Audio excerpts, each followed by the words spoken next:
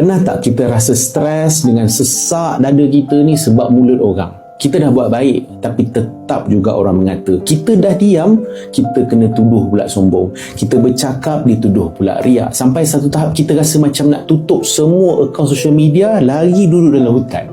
Tapi tahu tak, Nabi SAW pun pernah lalu fasa emotional exhaustion, kepenatan emosi, dan orang musyrikin hina dan caci baginda hari-hari tau. Dan Allah rakamkan penyelesaiannya dalam surah Al-Hijr ayat ke-97 sehingga 98. Dan demi sesungguhnya kami mengetahui bahawa dadamu menjadi sempit disebabkan apa yang mereka katakan. Oleh itu, bertasbihlah dengan memuji Tuhanmu serta jadilah dari orang-orang yang sujud. Perasan tak? Bila dada Nabi sesak sebabkan mulut orang, Allah tak suruh Nabi pergi reply kecaman dia orang. Allah tak suruh Nabi lawan balik. Tapi Allah suruh Nabi untuk pergi sujud.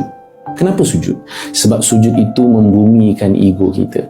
Dia tarik kita balik pada realiti bahawa pandangan manusia kat luar sana tu tak ada nilai pun di sisi Tuhan. Dan bila kita terlalu sibuk jaga mulut orang, kita lupa jaga hati sendiri. Berhenti cuba puaskan hati semua manusia. Biarkan manusia nak bercakap, kita teruskan berjalan. Biar mulut manusia bising mencari salah, asal dahi kita tetap tenang sujud menyembah Allah.